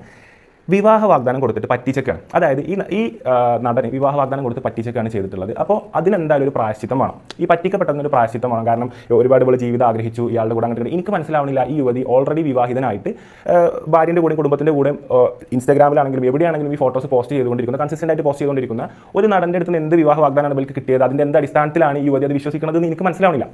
മനസ്സിലാവാത്ത കാര്യം ഇത് പറയുന്ന ആളുടെ അടുത്തൊന്ന് ചോദിച്ച് മനസ്സിലാക്കിക്കൂടെ? കാര്യം എന്ന് വെച്ചാൽ ഇവിടെ ഓൾറെഡി ഇത്തരത്തിൽ അയാൾ മാരീഡ് ആണെന്നുള്ള കാര്യങ്ങളൊക്കെ പബ്ലിക്കിൽ അയാൾ ആക്കിയിട്ടുള്ള ഒരു കാര്യമാണ്. അത് ആ പെൺകുട്ടിക്ക് പറയാം. അങ്ങനെയുള്ളെങ്കിൽ വിവാഹ വാഗ്ദാനം നൽകി ഇത്തരത്തിൽ പറ്റിച്ചെന്ന് പറയുമ്പോഴത്തേക്കിന് അതെന്താണ് കാര്യം എന്നുള്ളത് നിങ്ങൾക്ക് ഇത്തരത്തിൽ ഹക്കീമിൻ്റെ അടുത്ത് ചോദിച്ച് മനസ്സിലാക്കാമല്ലോ, അല്ലേ? ഇവിടെ ഹക്കീം ഉടായിപ്പ്, പെൺകുട്ടി ഉടായിപ്പ്, പെപ്പെ ഉടായിപ്പ്, ഇങ്ങനെയെല്ലാം സകല എണ്ണങ്ങൾ ഉടായിപ്പാണ്. ഓക്കെ, എന്നിട്ട് ഇതൊന്നും ഇത്തരത്തിൽ ഹനാൻഷയ്ക്ക് മനസ്സിലായിട്ടില്ല. ഓക്കെ, ഇവിടെയും ഹനാൻഷയ്ക്ക് മനസ്സിലാത്തില്ല. ഹനാൻഷയുടെ നിസ്സഹായ അവസ്ഥയാണ്. നമുക്ക് അടുത്തത് കേൾക്കാം. അപ്പോൾ അങ്ങനത്തെ ഒരു വിവാഹ വാഗ്ദാനം നൽകി പറ്റിച്ചിട്ടുണ്ടെങ്കിൽ ഈ യുവതി ഫസ്റ്റ് ചെയ്യേണ്ട കാര്യം എന്താണെന്ന് വെച്ചാൽ, ഈ വിവാഹ വാഗ്ദാനം നൽകിയ ഡാറ്റ, വിവാഹ വാഗ്ദാനം കൊടുത്ത ഡാറ്റ, കാരണം ഇതൊക്കെ എല്ലാത്തിനും ഒരു ഡാറ്റ ഉണ്ടാവുമല്ലോ, പറഞ്ഞ കോൾസ് ഉണ്ടാവും. ഇപ്പോൾ ഇനി പോൾക്ക് കോൾസ് എടുക്കാൻ പറ്റുമെങ്കിൽ സൈബർ സെൽ ഇത് എടുത്തരും. അപ്പം ഈ ഡാറ്റ കാര്യങ്ങളൊക്കെ എന്തെങ്കിലും സബ്മിറ്റ് ചെയ്തിട്ട് ഈ യുവതി എന്ത് ചെയ്യേണ്ടിയിരുന്നു, നേരെ പോലീസിൽ പോയിട്ട് എന്നെ വിവാഹ വാഗ്ദാനം നൽകിയിട്ട് ഇന്നൊരു നടന് ഇങ്ങനെ ഒരു പ്രശ്നത്തിലേക്ക് വലിച്ചിട്ടുണ്ട്, എന്നെ നിയമപരമായിട്ട് സഹായിക്കണം, ഈ കേസിൽ സാർ തീർപ്പാക്കണം, അല്ലെങ്കിൽ പോലീസുകാരോട് റിക്വസ്റ്റ് ചെയ്യണം, അല്ലെങ്കിൽ നിയമപരമായിട്ട് നേരിടാണ് വേണ്ടിയിരുന്നത്. അതിലുപരി യുവതി ചെയ്ത കാര്യം എന്താ വെച്ചാൽ, ആദ്യം പ്രൈവറ്റ് ആയിട്ടുള്ള ചാറ്റുകൾ, കാര്യങ്ങൾ ഇവർ തമ്മിലുള്ള വളരെ പ്രൈവറ്റ് ആയിട്ടുള്ള സാധനങ്ങൾ ഇങ്ങനെ പുറത്തു വിട്ടുകൊണ്ടിരുന്നു. അപ്പോൾ ചാറ്റ് പോകുമ്പോൾ ആദ്യത്തൊന്ന് പോയി, രണ്ടാമത്തൊന്ന് പോയി, മൂന്നാമത്തതും പോയി, നാലാമത്തെ വന്നിട്ട് എങ്ങോട്ടായി, സിനിമയിലെ, അതായത് ഈ സിനിമ നടന്നുകൊണ്ടിരിക്കുന്ന ടൈമിൽ നമ്മുടെ സിനിമയിലെ തന്നെ ആക്ടർ ഇങ്ങനെ അയച്ചു കൊടുത്തിട്ടുള്ള ഓരോരോ രംഗങ്ങളുണ്ട്. അതായത് വെറുതെ ഇങ്ങനെ സ്നാപ്പ് പോലെ അങ്ങനത്തെ സംഭവം പോലെ ഇട്ടത്, പക്ഷേ ഇതൊക്കെ സേവ് ചെയ്ത് വെച്ചിട്ട് പുള്ളി വെച്ചിട്ടുണ്ട്. ഈ സംഭവം, അതായത് സിനിമയിലെ മെയിനായിട്ട് വരുന്ന ക്ലൈമാക്സിൽ ഒരാൾ മരിച്ചു കിടക്കുന്ന സിനിമ ഇപ്പോൾ എന്തോ ആയിക്കോട്ടെ, പക്ഷേ എന്നാലും ഇറങ്ങാത്തൊരു സിനിമയുടെ ദൃശ്യങ്ങൾ ലീക്ക് ആവുന്നത് ആ പ്രൊഡ്യൂസറിന് എത്രത്തോളം സങ്കടമുള്ള ഒരു കാര്യം. കാരണം അയാൾ ഓൾറെഡി 25-35 കോടി ഇതിലേക്ക് ഇൻവെസ്റ്റ് ചെയ്തിരിക്കുന്ന ആളാണ്. അപ്പം ഒരു തെറ്റും ചെയ്യാതെ ഈ ഇറങ്ങാൻ പോകുന്ന ഒരു സിനിമയുടെ വിഷ്വൽസ് ഇങ്ങനെ പുറത്തേക്ക് പോയിക്കൊണ്ടിരിക്കുകയാണ്. അപ്പോഴാണ് ക്യൂബ്സ് ഇതിലേക്ക് ഇൻവോൾവ് ആവുന്നത്. ഇന്നാവുന്നത് ആ ഒരു സമയത്താണ്. കാരണം മെയിൻ ക്ലൈമാക്സിൽ ഒരു വിഷ്വൽ വന്നു, ഞങ്ങളൊക്കെ അറസ്റ്റ് ചെയ്ത് കൊണ്ടുള്ള സീനുണ്ട്, അറസ്റ്റ് ചെയ്ത് കൊണ്ടുള്ള സീൻ വന്നു, മോർച്ചറിത്തെ വിഷ്വൽ വന്നു, ഓരോന്ന് ഇവർ ഇങ്ങനെ ഇട്ടുകൊണ്ടിരിക്കുകയാണ്. അപ്പോഴും ഇവർ ഇന്റൻഷൻ നമുക്ക് മനസ്സിലാവില്ല. അതിൽ ഡിലീറ്റ് ആക്കാൻ പറഞ്ഞപ്പോൾ ഇവർ പറഞ്ഞു, എൻ്റെ കാസറ്റ് എന്നുള്ള വ്യക്തി പറഞ്ഞു, ഇത് ഹനാൻഷയ്ക്ക് ഇവിടെ ഇത്രയും കാര്യങ്ങൾ നടന്നിട്ട് ഒന്നും ഹനാൻഷയ്ക്ക് മനസ്സിലാവുന്നില്ല. ഹനാൻഷ ഈ പറഞ്ഞ കാര്യങ്ങൾ ഞങ്ങൾ അങ്ങോട്ടേക്കല്ലേ ഹനാൻഷയുടെ അടുത്ത് ഈ ചോദിക്കേണ്ടത്, അല്ലെങ്കിൽ അങ്ങോട്ട് പറഞ്ഞു തരേണ്ട കാര്യം ഹനാൻഷ എന്നെ ഇങ്ങോട്ട് പറയുന്നുണ്ട്. അതായത് ഹനാൻഷയ്ക്ക് ഈ സംഭവങ്ങൾ അറിയാത്തതൊന്നുമല്ല, ഹനാൻഷയ്ക്ക് ഇതെല്ലാം അറിയാം, എന്നിട്ട് പറയുന്നത് നിസ്സഹായ അവസ്ഥയാണെന്നുള്ളത്. ഇനി ആ ഒരു സെറ്റിനകത്തെ ഈ വിഷ്വൽസ് കാര്യങ്ങൾക്ക്, ഇപ്പോൾ ഒരു സിനിമ സെറ്റിൽ നടക്കുന്ന ഇത്തരത്തിൽ, ഇപ്പോൾ നമ്മളിപ്പോൾ ഒരു സെറ്റിൽ പോയി ഒരു ആക്ടറിനെ കണ്ടു, ആക്ടറിൻ്റെ ഒപ്പം ഒരു സെൽഫിയോ കാര്യങ്ങളൊക്കെ എടുക്കണമെന്നുണ്ടെങ്കിൽ അയാൾ ആ ഒരു സിനിമയുടെ ആ ഒരു സീനിൻ്റെ കോസ്റ്റ്യൂമിലാണ് നിൽക്കുന്നതെന്നുണ്ടെങ്കിൽ ആ ഒരു കോസ്റ്റ്യൂം ഇട്ട് ഫോട്ടോ എടുക്കാൻ സമ്മതിക്കില്ല. ആ കോസ്റ്റ്യൂം മാറിയിട്ടുള്ളതിന് ശേഷം മാത്രമേ ഫോട്ടോ എടുക്കാനാണെങ്കിലും സമ്മതിക്കുകയുള്ളൂ. അപ്പോൾ അങ്ങനെയുള്ളപ്പോഴത്തേക്കിന് അതത്രയും ഇതുപോലെ ആ ഒരു കാര്യങ്ങളൊക്കെ കീപ്പ് ചെയ്യുന്ന സെറ്റുകളിൽ നിന്ന് ഒരു ആക്ടർ തന്നെ ഇത്തരത്തിൽ തൻ്റെ അവിടുത്തെ വിഷ്വൽസും കാര്യങ്ങളൊക്കെ സ്നാപ്പായിട്ട് പ്ലക്ക് കഥയ്ക്ക് അല്ലെങ്കിൽ പ്ലക്കിന് വേണ്ടിയിട്ട് ഇതുപോലെ അയച്ചു കൊടുക്കുകയാണ്. ഓക്കെ, ലിറ്ററലി പറഞ്ഞാൽ അതിന് വേണ്ടിയിട്ട് അയച്ചു കൊടുക്കുകയാണ്. ഇതിനെല്ലാം അയച്ചു കൊടുത്തിട്ട് മോളെ സൂപ്പർ അല്ലേ ഗിഡിലല്ലേ എന്ന് പറഞ്ഞാൽ ഇയാൾ അയച്ചു കൊടുക്കുന്നു. അപ്പോൾ ഇതെല്ലാം കണ്ടിട്ട്, അല്ലെങ്കിൽ ഇതൊക്കെ ഈ ക്യൂബ്സ് എൻ്റർടൈൻമെൻറ്റ് ആരെടുത്താന്ന് വന്ന് ഈ കാര്യങ്ങളൊക്കെ പറയേണ്ടുന്നത്, പെപ്പെ ഇവിടെ ഒരു സിനിമയിൽ നിങ്ങൾ വന്ന് നിൽക്കുമ്പോഴത്തേക്കും ഈ സാധനങ്ങൾ ഇടുകയാണെങ്കിൽ ഒരു പ്രൊഡ്യൂസർ എന്ന് പറയുന്നത് ഞാൻ എന്ത് പൊട്ടനാ, നീ എന്ത് എന്നെ ഉണ്ണാക്കനാക്കുക, ഇതിനകത്തിൽ ഇത്രയും കോടി മുടക്കിയിട്ട് ഇത് ചെയ്യുന്നത്, എന്നാൽ പിന്നെ നീ അങ്ങോട്ട് പ്രൊഡ്യൂസ് ചെയ്യുക എന്നങ്ങോട്ട് പറയേണ്ടത് ഇത് ആരെടുത്താ പറയേണ്ടുന്നത്? ഇത് സിനിമ തിയേറ്ററിൽ വരുന്നതിന് മുന്നേ ഇത്തരത്തിൽ ഇതിൻ്റെ വിഷ്വൽസ് ഒക്കെ ആണെങ്കിൽ ആ പെൺകുട്ടിക്ക് അയച്ചു കൊടുക്കുകയാണ്, ആ സിനിമയിലെ മെയിൻ നടൻ തന്നെ. എന്നിട്ട് അതിന്റെ തലവേദന മൊത്തം വരുന്നത് ഹനാൻഷയ്ക്ക്. ഹനാൻഷ അങ്ങോട്ട് ചോദിക്കല്ലോ, ഇത് ഞാനല്ലല്ലോ ചെയ്തത്, ഞാനാണോ അയച്ചു കൊടുത്തത്, നടനല്ലേ, ആ നടന്റെ അടുത്ത് പറ എന്നല്ലേ പറയണ്ടേ. എന്താ പോലെ യൂസ് ചെയ്ത ടേം എനിക്കറിയില്ല. ഇവർ ആവശ്യപ്പെടുന്നത്, ഈ യുവതി ആവശ്യപ്പെടുന്നത് ഇതിന് ഇത്ര എമൗണ്ട്, അതായത് 25 ലക്ഷം രൂപ തന്നു കഴിഞ്ഞാൽ, ആദ്യം പറഞ്ഞത് വലിയ എമൗണ്ട് ആയിരുന്നു, ആ എമൗണ്ട് കൊടുക്കാൻ റെഡി അല്ലാത്തതുകൊണ്ട് പിന്നെ കുറപ്പിക്കാൻ പറ്റുമെന്നൊക്കെ എന്നോട് ചോദിച്ചത് ഈ നടന്റെ മാനേജർമാരാണോ, അത് നിങ്ങൾ ഓർത്ത് നോക്കണം. അതായത് ആദ്യം പറഞ്ഞ വലിയ തുക അപ്പോഴും ഈ നടന്റെ മാനേജർമാരുടെ അടുത്തോ അല്ലെങ്കിൽ നടന്റെ അടുത്തോ ഈ പറഞ്ഞ ക്യൂബ്സ് എന്റർടൈൻമെന്റ് വന്ന് പറയുന്നില്ലേ നിങ്ങൾ ഇതുപോലെ വന്ന് ചെയ്യരുതെന്നുള്ള കാര്യങ്ങൾ അവർ പറയുന്നില്ലേ? എന്തായാലും റെഡി അല്ല. ഇങ്ങനെ എമൗണ്ട് കിട്ടിയാൽ ഞങ്ങൾ എന്ത് ചെയ്യുക, കേസ് പിൻവലിക്കാം, ഈ സിനിമയിലെ ദൃശ്യങ്ങൾ ഞങ്ങൾ റിമൂവ് ചെയ്യുക, ഞങ്ങൾ ഈ പ്രൈവറ്റ് ചാറ്റുകൾ റിമൂവ് ചെയ്യുക, ഈ കാര്യങ്ങൾ മൊത്തം ഈ പൈസ തന്നാൽ ഞങ്ങൾ സെറ്റിൽ ആവാന്നുള്ളത് എൻ്റെ കാസറ്റും ഈ യുവതി പറയണം. അതായത് എന്നോട് യുവതിയല്ല വന്ന് പറയുന്നത്, യുവതിൻ്റെ കാര്യങ്ങൾ സംസാരിക്കുന്നത്. കാരണം യുവതി ഈ കംപ്ലയിൻസും കാര്യങ്ങളായിട്ട് പോയിട്ടുള്ളത്, സ്ക്രീൻഷോട്ട് ഫുൾ അയച്ചിട്ടുള്ളത് എൻ്റെ കാസറ്റ് എന്നുള്ള വ്യക്തിക്കാണ്. അപ്പോൾ യുവതിൻ്റെ സൈഡ് ഫുൾ എന്നോട് വന്ന് സംസാരിക്കുന്നത് എൻ്റെ കാസറ്റ് എന്നുള്ള വ്യക്തിയാണ്. അങ്ങനെ ഞാൻ മനസ്സിലാക്കുന്നത്. അങ്ങനെ ഇത് ഫുള്ള് തന്നാൽ, പൈസ ആയിട്ട് തന്നാൽ നമ്മൾ കംപ്ലയിൻറ്റിന് പോകില്ല, നമുക്ക് ആരോപിച്ചതിന് കംപ്ലയിൻ്റ് ഇല്ല, നമുക്ക് വിവാഹ വാഗ്ദാനം നൽകിയതിന് കംപ്ലയിൻ്റ് ഇല്ല, നമുക്ക് ബാക്കി എന്ത് നടന്നോ അതിനൊന്നും കംപ്ലയിൻ്റ് ഇല്ല, ഞങ്ങൾക്ക് പൈസ കിട്ടിയാൽ മതി. പൈസ കിട്ടിയാൽ ഞങ്ങൾ കംപ്ലയിൻറ്റുകൾ പിൻവലിക്കുക. അപ്പോൾ ഞാൻ മനസ്സിലാക്കുന്നത് ഇങ്ങനത്തെ ആരോപണങ്ങൾ സത്യമാണെന്നുണ്ടെങ്കിൽ, അതായത് ഈ നടൻ ഈ നടൻ അല്ലെങ്കിൽ ഈ ഒരു വ്യക്തി ഈ ഒരു സ്ത്രീ എങ്ങനെ ആക്കിയിരിക്കണമെന്നുണ്ടെങ്കിൽ ഇത് സ്വീകരിക്കേണ്ട രീതി എന്താണ്, നിയമപരമായിട്ട് നേരിടുകയാണ്. അല്ലാതെ എനിക്ക് ഇത്രയും പൈസ തന്നാൽ 25 ലക്ഷം രൂപ തന്നു കഴിഞ്ഞാൽ, അല്ലെങ്കിൽ ഇത്ര പൈസ നിന്നെ സെറ്റിൽ ചെയ്ത് കഴിഞ്ഞാൽ ഞാൻ ഈ കേസിനൊന്നും പോകില്ല. അപ്പം തന്നെ ഇപ്പം കൃത്യം വ്യക്തമാണെന്നുള്ളത് എല്ലാവർക്കും മനസ്സിലായിട്ടുണ്ടാവും. എന്താണ് യുവതിയും എൻ്റെ കാസറ്റ് ഉദ്ദേശിച്ചതും, ഇത് എന്തൊക്കെ നടന്നതുകൊണ്ടായിരിക്കും ഈ നടൻ ഈ സംഭവം ഒത്തുതീർപ്പാക്കാൻ വേണ്ടി 25 ലക്ഷം സ്പോട്ടിൽ, അതായത് അന്നേ ദിവസം തന്നെ കൊടുത്ത് ഒത്തുതീർപ്പാക്കിയെന്നുള്ളതും ഇപ്പോൾ ഒരു ക്ലാരിറ്റി വന്നേക്കും. ഹനാൻഷയ്ക്ക് ഇപ്പോഴാണ് ഇതിൻ്റെ ക്ലാരിറ്റി വന്നത്. ഇത്രയും നാളുകൾക്ക് ശേഷം ഇതിൻ്റെ ഇടനിലക്കാരനായിട്ട് നിന്ന് ഈ കാര്യങ്ങളായിട്ട് ഇത് ലാസ്റ്റ് ഇത് പുറത്തായി ഇത്രയും പ്രശ്നങ്ങളൊക്കെ ആയതിനു ശേഷം ഇപ്പോഴാണോ ഹനാൻഷ ഇതൊക്കെ മനസ്സിലാക്കുന്നത്? ഇത് അങ്ങേരുടെ ഭാഗത്തുനിന്ന് ഈ നടൻ്റെ ഭാഗത്തുനിന്നും പ്രശ്നമുണ്ടെന്ന്, അവരുടെ ഭാഗത്തുനിന്നും പ്രശ്നമുണ്ട്, ഇവരുടെ ഭാഗത്തെല്ലാം മിസ്റ്റേക്കുകൾ പറ്റി എന്നുള്ളത് ഹനാൻഷയ്ക്ക് ഇപ്പോഴാണോ മനസ്സിലാവുന്നത്? ഇത് അറിയാത്ത വ്യക്തിയൊന്നുമല്ല ഹനാൻഷ. ഈ സംഭവങ്ങളെല്ലാം എവിടേക്കാണ് ശരിതെറ്റുകൾ എന്നുള്ള കാര്യങ്ങൾ ഹനാൻഷയ്ക്ക് അറിയാം. ഇവിടെ നോ പറയാൻ ഹനാൻഷയ്ക്ക് അറിയാത്തതിൻ്റെ പേരിലാണ് ഇങ്ങനെ സംഭവിച്ചതെന്ന് നമുക്കത് മനസ്സിലാക്കാം. പക്ഷെ എന്ന് കരുതിയിട്ട് കുറച്ചുകൂടെ ക്ലാരിറ്റി വരുത്താനെ കൊണ്ടൊരു വീഡിയോ ചെയ്തത് നല്ല കാര്യം തന്നെ. പക്ഷേ ഈ ക്ലാരിറ്റി വരുത്താനെ കൊണ്ട് നിലയിൽ പറഞ്ഞ് ഹനാൻഷ ചെയ്യുന്നത് തൻ്റെ നിസ്സഹായാവസ്ഥ പറഞ്ഞിട്ട്, എടയോ ഒരു കാര്യത്തിന് നിസ്സഹായാവസ്ഥ, രണ്ടാമത്തെ കാര്യത്തിന് നിസ്സഹായാവസ്ഥ, 3, 4, 5 അങ്ങനെ എല്ലാ കാര്യത്തിനും നിസ്സഹായാവസ്ഥ. ഇപ്പം നാളെ നമ്മൾ ഇത്തരത്തിലൊരു കാര്യത്തിൽ ഇതുപോലെ എന്തെങ്കിലും ഒരു ചെയ്തിട്ട് നിസ്സഹായാവസ്ഥ കൊണ്ട് പറ്റിപ്പോയതാണ് എന്നുള്ളത് പിന്നെയും പറഞ്ഞു, ഇതൊരു ന്യായീകരണ വീഡിയോ പോലെയാണ് എനിക്ക് പേഴ്സണലി ഇത് മൊത്തത്തിൽ കണ്ടപ്പോൾ ഫീൽ ചെയ്ത്. അടുത്ത കേൾക്കാം. വരുന്ന ആരോപണങ്ങളാണ്. ഞാൻ ഹവാല ഏജന്റ്, ഞാൻ എൻ്റെ എല്ലാ വണ്ടികളാണെങ്കിലും എൻ്റെ ഫേംസ് ആണെങ്കിലും കൃത്യമായ ഡാറ്റയോട് കൂടി ഞാൻ EMI അടച്ചു പോകുന്ന ആളാണ്. എൻ്റെ എല്ലാ വണ്ടികൾക്കും, അതായത് എൻ്റെ അക്കൗണ്ട് ത്രൂ ആണ് എൻ്റെ ട്രാൻസാക്ഷൻസ് ഫുൾ നടക്കുന്നത്. GST അടച്ചു പോകുന്ന ആളാണ്, ITR ഫയൽ ചെയ്ത് പോകുന്ന ആളാണ്. ഇതിനകത്ത് ഹവാല ഇങ്ങനെ സാധനങ്ങൾ ഡ്രേക്ക് പറഞ്ഞിട്ടുണ്ടായിരുന്നു. അപ്പോൾ അതിനകത്ത് ഇത്തരത്തിൽ അങ്ങനെ ഹവാല പരിപാടിയോ അങ്ങനത്തെ ഇല്ലീഗലായിട്ടുള്ള ഇത്തരം കാര്യങ്ങളൊന്നും ഹനാൻഷയുടെ ഭാഗത്തൊന്നും പുള്ളി വന്നിട്ടില്ല. അങ്ങനെ ഇപ്പോൾ ആർക്കെങ്കിലും ഡൗട്ട് ഉണ്ടെങ്കിൽ പുള്ളി കയ്യിൽ ഫോണുണ്ട്, ഫോണിനകത്തുള്ള എവിഡൻസ് കാര്യങ്ങൾ എന്താണെന്ന് പറഞ്ഞാൽ പോലും അങ്ങനെ ചെയ്യാനെ കൊണ്ട് പുള്ളി തയ്യാറാണെന്നുള്ള കാര്യങ്ങൾ പറയുന്നുണ്ട്. ഈ പറയുന്ന പെപ്പയുടെ കയ്യിൽ നിന്ന് ഹക്കീമിന് ഇട്ടേക്കുന്ന ഈ പൈസയൊക്കെ 1 രൂപ പോലും പുള്ളി എടുത്തിട്ടില്ല. അങ്ങനെ അതിൻ്റെ ഒരു ആവശ്യകത പോലും പുള്ളിക്കില്ല എന്നുള്ള കാര്യങ്ങൾ പറയുന്നുണ്ട്. ആ കാര്യത്തിലൊക്കെ ഹനാൻഷ നീറ്റ് ആൻഡ് ക്ലീൻ ആണ്. ഇനി അടുത്ത കേൾക്കാം. ഡിലീറ്റ് ആക്കാൻ മെസ്സേജ് അയക്കണതൊക്കെ ഓക്കെയാണ്. പക്ഷേ പൈസ തന്നാൽ ഞങ്ങൾ സെറ്റിൽ ആവാൻ ഈ യുവതി ഹക്കീമും പറഞ്ഞതോടെ, ഹക്കീമാണ് യുവതിൻ്റെ കാര്യം എന്നോട് പറഞ്ഞത്, ഹക്കീം പറഞ്ഞതോടെ എനിക്ക് മനസ്സിലായി സംഭവങ്ങൾ നമ്മൾ വിചാരിച്ച രീതിയിലല്ല എൻ്റെ ആവാൻ പോണത്. സംഭവങ്ങൾ എൻ്റെ ആവാൻ പോകുന്ന ഈ രീതിയിലല്ല എന്നുള്ളത് അന്ന് മനസ്സിലായതാണ്. ഇത് മനസ്സിലാവാഞ്ഞിട്ടല്ല, അന്ന് ഇതെല്ലാം മനസ്സിലായി. ഇത് മനസ്സിലായിട്ടും ഹനാൻഷ നിങ്ങൾ എന്തുകൊണ്ട് ഇത്തരത്തിൽ ആ സമയത്ത് നിന്ന് അവിടുന്ന് പിൻവാങ്ങിയില്ല? ഇത് പറയുമ്പോഴേ ഈ തൊപ്പിയുടെ ആ ഒരു ഇഷ്യൂ നടന്ന സമയത്തേക്കിന് തൻ്റെ ആ ഒരു വ്ലോഗിലുണ്ടായിരുന്ന ഒരു ലീഡിനെ പറ്റി ഇവന്മാർ അപരാധങ്ങൾ പറഞ്ഞപ്പോഴത്തേക്കിന് ഡയറക്റ്റ് ഇത്തരത്തിൽ മുഖ്യമന്ത്രിക്ക് ആഭ്യന്തരമന്ത്രിക്ക് കൊണ്ടുപോയിട്ട് പരാതി കൊടുത്തേക്കുന്ന വ്യക്തിയാണ് ഹനാൻഷ. അങ്ങനെ ചെയ്യുന്നൊരു വ്യക്തി, തൻ്റെ വേണ്ടപ്പെട്ട സർക്കിൾ ഒരാൾക്കൊരു സംഭവം നടന്നു എന്നുള്ളൊരു കാര്യത്തിൽ പുള്ളി ചെയ്തേക്കുന്നതാണ്. ഇവിടെ ഈ ഒരു കേസിൽ വേണ്ടപ്പെട്ട ഒരാളോ അങ്ങനെ ആ ഒരു ലേഡിയുടെ ഒപ്പം നിൽക്കേണ്ട കാര്യമൊന്നുമില്ല. കാര്യം ആ ഒരു ലേഡി ഇത്തരത്തിൽ ഉടായിപ്പാണ്. അത് നമുക്ക് ഇനി ഇങ്ങോട്ട് കേൾക്കുക, ഇപ്പോൾ ഇത്രയും കേട്ടതിൽ തന്നെ നിങ്ങൾക്ക് ഏകദേശം മനസ്സിലായിട്ടുണ്ടായിരിക്കും. അപ്പം ഇത്തരത്തിലുള്ള കാര്യങ്ങളൊക്കെ ചെയ്യുമ്പോഴത്തേക്കിന് ഇതെല്ലാം മനസ്സിലായിരിക്കുന്ന ഒരു വ്യക്തിയാണ്. അപ്പം ഇതെല്ലാം മനസ്സിലായി ഇത്തരം ഒരു കാര്യങ്ങളൊക്കെ ഇവിടെ നടക്കുന്നുണ്ടെങ്കിൽ ഹനാൻഷയ്ക്ക് ഇതിനകത്ത് പറ്റില്ലെങ്കിൽ പറ്റില്ല എന്ന് പറഞ്ഞ് ഇറങ്ങിപ്പോരാ. കാര്യം ഹനാൻഷ പാഷനേറ്റ് ആയിട്ടൊരു സിനിമയുടെ പുറകിൽ നിൽക്കുന്ന ഒരാളല്ല. ഇവർ പറയുന്ന എല്ലാ കാര്യങ്ങളും അനുസരിച്ച് കേട്ടിട്ടാണെങ്കിൽ അമ്പ്രാന്ന് പറഞ്ഞ് നിൽക്കേണ്ടുന്ന ഒരു ഗതികെട്ട ഒരു നിസ്സഹായ അവസ്ഥ ഹനാൻഷയ്ക്ക് അവിടെ ഇല്ല. കാരണം സിനിമയ്ക്ക് വേണ്ടിയിട്ട് ഇങ്ങനെ നിൽക്കുന്ന ഒരു വ്യക്തിയല്ല, സിനിമയിലോട്ട് വരാൻ ആഗ്രഹിക്കുന്ന ഒരു വ്യക്തിയല്ല, അത്രയും പാഷനായിട്ട് ഒരാളല്ല. അങ്ങനെയുള്ളപ്പം ഇതിനകത്ത് ഈ ഒരു കാര്യത്തിൽ അതിലും പറയുന്നത് ഹനാൻഷയുടെ നിസ്സഹായ അവസ്ഥയാണ്. ഇവിടെ ഈ കാര്യങ്ങളെല്ലാം മനസ്സിലായിട്ട് ഹനാൻഷ ഇതിനകത്തൊന്നും ഇത്തരത്തിൽ എല്ലാം മനസ്സിലായിട്ട് ഇതിനെല്ലാം കൂട്ടി നിൽക്കുകയായിരുന്നു. എന്നിട്ട് ലാസ്റ്റ് പറയാണ് അത് നിസ്സഹായാവസ്ഥ 1, 2, 3 നമുക്ക് മനസ്സിലാക്കാം, 5, 6, 7, 8 വരുമ്പോഴോ അതെന്തൊരു നിസ്സഹായാവസ്ഥയാണ്. ഈ ഹക്കീം എന്നുള്ള വ്യക്തി, എൻ്റെ കാസറ്റ് എന്നുള്ള വ്യക്തി ഒരിക്കലും ഇവരായിട്ടോ ഈ പ്രൊഡക്ഷൻ ഹൗസിലെ മാനേജേഴ്സ് ആയിട്ടോ PR ടീമായിട്ടോ ഈ നടനായിട്ടോ നടന്ന മാനേജറായിട്ടോ സംസാരിക്കില്ല. കാരണം എന്താ വെച്ചാൽ ഇവർ റെക്കോർഡ് ചെയ്യും. എന്തൊക്കെയാണല്ലോ ഇതൊരു എക്സ്റ്റോർഷൻ എന്ന് പറഞ്ഞത്, അതായത് പൈസ തട്ടിക്കുന്ന സംഭവമാണ്. അപ്പം ഇവർ റെക്കോർഡ് ചെയ്യും. ഞാനാകുമ്പോൾ ഞാൻ എൻ്റെ വീട്ടിലാണ്, ഇവർക്ക് ഇന്നെ വെച്ചിട്ട് റെക്കോർഡ് ചെയ്യാൻ, ഇന്നെ വെച്ചിട്ട് കാര്യങ്ങൾ എനിക്ക് റെക്കോർഡ് ചെയ്യാൻ പറ്റില്ല. പിന്നെ എനിക്ക് റെക്കോർഡ് ചെയ്ത് പോയിട്ട് പ്രത്യേകിച്ച് ഒരു കാര്യമില്ല. കാരണം ഇവർ തമ്മിൽ ഇത് വരുത്തി വെച്ചതൊക്കെ ഈ ഒരു യുവതിയും ഈ ഒരു അഭിനേതാവും ഈ കംപ്ലയിന്റ് പോയി പറഞ്ഞ ഹക്കീം ഈ വ്യക്തികളാണ് ഇതൊക്കെ വരുത്തി വെക്കുന്നത്. ഇതിൻ്റെ ഇടയിൽ നിന്നിട്ട് റെക്കോർഡ് ചെയ്തിട്ട് ഇത് നാലാളെ കാണിക്കേണ്ട ഒരു സംഭവം അല്ലെന്നുള്ളത് എനിക്ക് വ്യക്തമായ ബോധമുണ്ട്. അതുകൊണ്ട് തന്നെ ഇതായിരുന്നു ഈ യുവതിയും ഹക്കീം ഇന്നതിലിടെ നിർത്താനുള്ള കാരണമായിട്ട് ഞാൻ കാണുന്നത്. എന്നിട്ട് ഒരു പറയുന്നുണ്ട്, ബാക്കിയുള്ളവരാണെന്നുണ്ടെങ്കിൽ പ്രൊഡക്ഷൻ ഹൗസിനോട് പറഞ്ഞു ഞങ്ങളുടെ കാര്യങ്ങൾ നമ്മൾ സംസാരിക്കാം, നമുക്ക് ഇനിയും കാര്യങ്ങൾ നമുക്ക് തീർപ്പാക്കാം. പക്ഷേ ഇടയിൽ നിൽക്കുന്നത് ഹന മാത്രമായിരിക്കണം. ഓ നമുക്ക് ഇതിൽ ട്രസ്റ്റ് ചെയ്യാൻ കഴിയുള്ളൂ. എന്തൊരു സ്ഥലത്തോളം എനിക്ക് മനസ്സിലാവില്ല. കാരണം എന്താ വെച്ചാൽ ഇതിനാണ് എൻ്റെ മെയിൻ റീസൺ. ഞാൻ ഒന്നാമത് സെറ്റിലില്ല, ഈ കാര്യങ്ങൾ ഫോൺ കോൾസ് വരുമ്പോൾ എനിക്ക് റെക്കോർഡ് ചെയ്യാൻ പറ്റില്ല. ഞാൻ എൻ്റെ വീട് പണിയിലും കാര്യത്തിലാണ് എനിക്ക് റെക്കോർഡ്. എൻ്റെ പൊന്നെ, ഇത്രയും ഹനാൻഷ ഇത്രയ്ക്കൊരു മണ്ടനാണോ? അല്ലെങ്കിൽ ഓൾറെഡി അവരെല്ലാവരും കൂടെ ഹനാൻഷനെ പൊട്ടനാക്കിയിട്ടുണ്ട്. ആ സിനിമയിലോട്ട് വിളിച്ചു വരുത്തിയിട്ട് ഹനാൻഷ ചെയ്തേക്കുന്ന ഏറ്റവും വലിയ മണ്ടത്തരം ഹനാൻഷ നല്ല രീതിയിൽ അവർ ഉപയോഗിച്ച് കറിവേപ്പില പോലെ എടുത്ത് കളഞ്ഞിട്ടുണ്ട്. കാര്യം ഇപ്പോൾ പെട്ടപ്പോൾ ഹനാൻഷ മാത്രമായിട്ട് പെട്ടു അല്ലേ? ഇപ്പം ഇതിനകത്ത് ഹനാൻഷനെ സപ്പോർട്ട് ചെയ്തിട്ട് ഈ കൂട്ടത്തിൽ ഒരാളും വന്നില്ല. ഹനാൻഷയുടെ ഒപ്പമുള്ള ആൾക്കാർ മാത്രമേ ഉള്ളൂ. പക്ഷേ ഇതിനകത്ത് പറയുന്നത് ഇത്രയും നിസ്സായാസം എന്നൊക്കെ പറയുമ്പോൾ ബഗിയേക്കാം. എത്രയാണ് പൈസ കൊടുക്കാതിരിക്കും തോറും ഈ സ്ത്രീ ഇങ്ങനെ സ്ക്രീൻഷോട്ട് അയച്ചുകൊണ്ടിരിക്കുന്നത്. അതെന്തെങ്കിലും സ്ത്രീ ചെയ്യാം? പൈസ കിട്ടാൻ വേണ്ടിയിട്ടല്ലേ? ഞാൻ മനസ്സിലാക്കുന്നത് ഇപ്പം ഒരാവശ്യം എന്താണ് അത് നേടിയെടുക്കണം. അതായത് പുതിയ സ്ക്രീൻഷോട്ട് കൊടുക്കുക. പൈസ കൊടുക്കണില്ല എന്ന് പറയുമ്പോൾ അടുത്ത ചാറ്റ് വരും, പൈസ തരാൻ റെഡിയല്ല എന്ന് പറയുമ്പോൾ അടുത്ത ചാറ്റ് വരും. അപ്പം ഈ അഭിനേതാവ് നിർബന്ധിതനാക്കപ്പെടുകയാണ്. അതായത് സംഭവം ഞാൻ ഒപ്പം നിൽക്കല്ലോ. കാരണം ഇത് എന്തുകൊണ്ട് പൈസ കൊടുക്കുക, ആദ്യം പൈസ കൊടുക്കേണ്ടത് പറഞ്ഞു, പിന്നെ പൈസ കൊടുക്കേണ്ട അവസ്ഥയ്ക്ക് പോവാണ്. അങ്ങനെ ഞാൻ ഇതിൽ നിന്ന് ഇറങ്ങാൻ നിന്നപ്പം എന്നോട് ഈ ഹക്കീം പറഞ്ഞു, എന്തായാലും ഇതിൽ നിന്ന് ഇറങ്ങിയിട്ട് ഈ കേസ് നടക്കില്ല, വേറെ ആളെ വെച്ചിട്ട് ഹാൻഡിൽ ചെയ്യാൻ ഇത് സോൾവ് ആവില്ല, നിങ്ങൾ തന്നെ പോട്ടെ, ഞങ്ങൾ ഈ ഫോട്ടോസും വീഡിയോസും സെറ്റിലെ ലൊക്കേഷൻ്റെ സാധനങ്ങളൊക്കെ ഞങ്ങൾ ഇടാൻ പോകാന്ന് പറഞ്ഞു.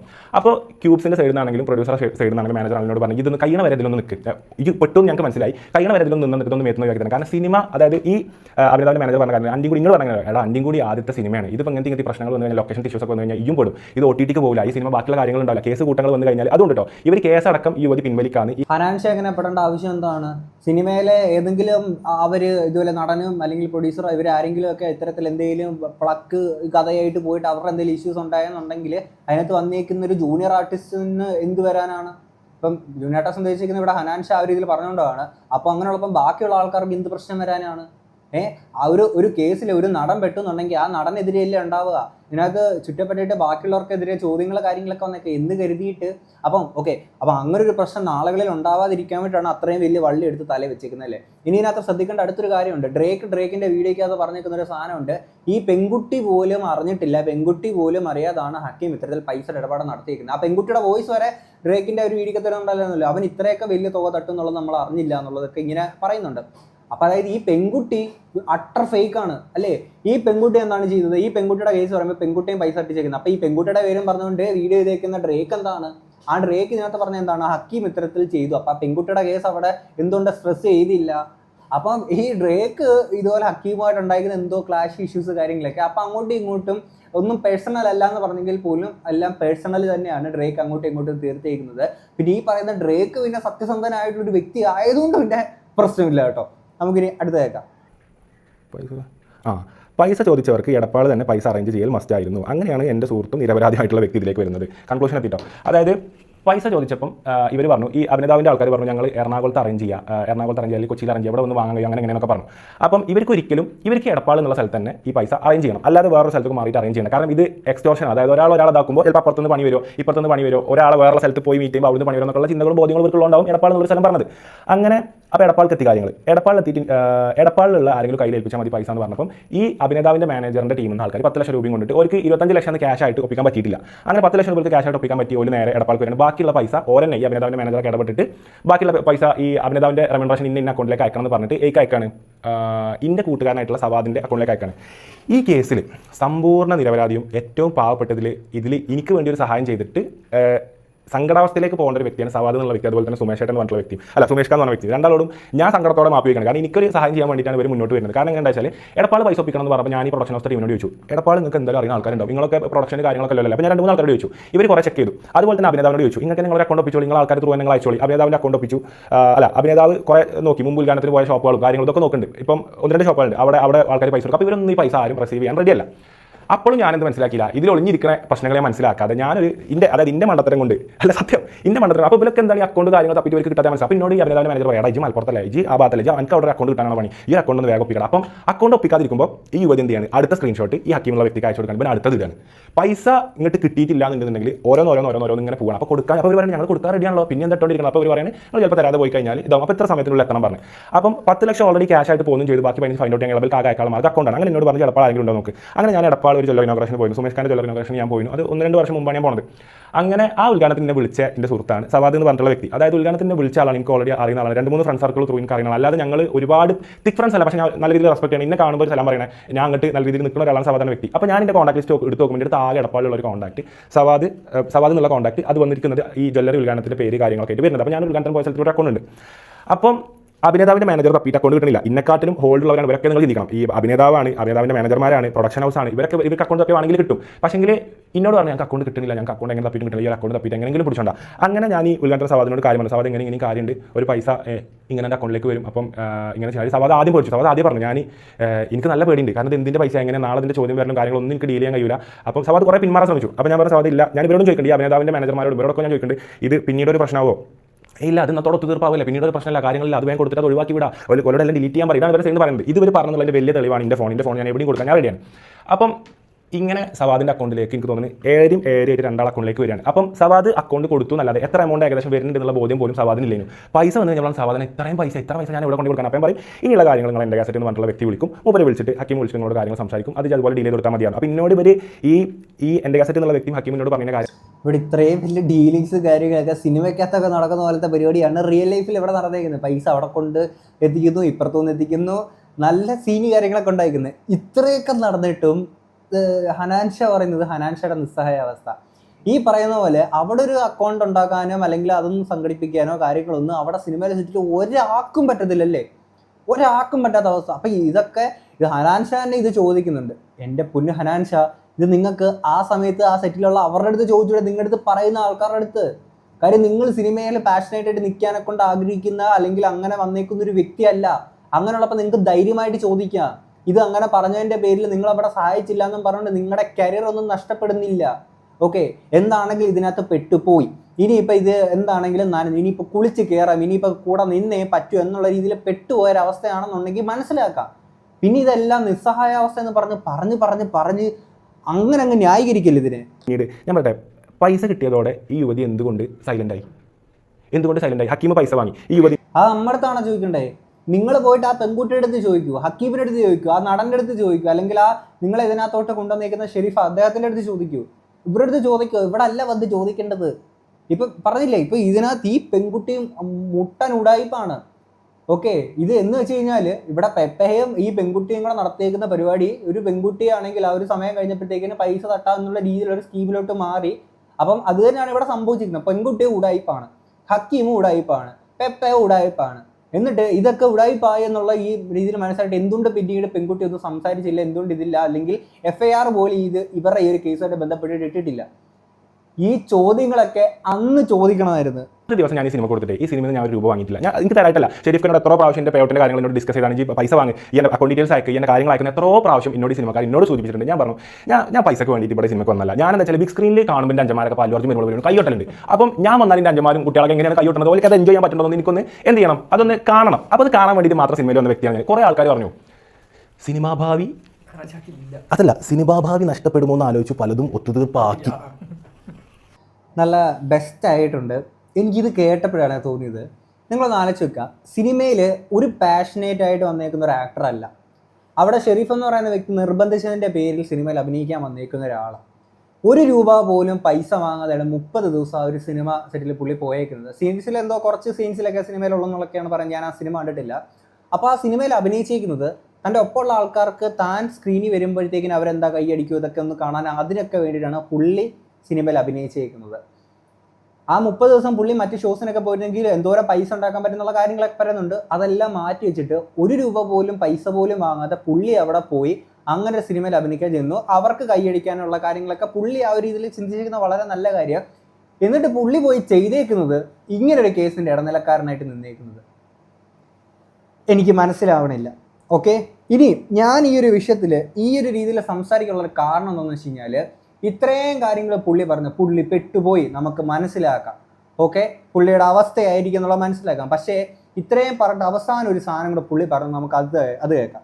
കുറ്റം ചെയ്ത് പറഞ്ഞ ആഘോഷമാക്കിയിട്ട് ഇതിലെ ഇപ്പോൾ 10 സെക്കൻഡ് ഈ വീഡിയോ വ്യക്തമായിട്ടും കൃത്യമായിട്ടും മുഴുവനായിട്ട് കാണാതെ ഇപ്പോഴും സംഭവത്തിനെ കുറിച്ച് പഠിക്കാതെ ഈ വിഷയത്തെക്കുറിച്ചിട്ട് കൃത്യമായിട്ട് പഠിക്കാതെ എന്ന് പറയുമ്പോഴത്തേക്കിന് ഹനാൻ ഷാ സ്വാതന്ത്ര്യ സമരത്തിന് പോയിട്ട് അതിന്റെ ഇടനിലക്കാരനായിട്ട് നിന്നേക്കുന്നതിന്റെ കേസിനെ പറ്റിയിട്ടല്ല ഇവിടെ സംസാരിക്കുന്നത്.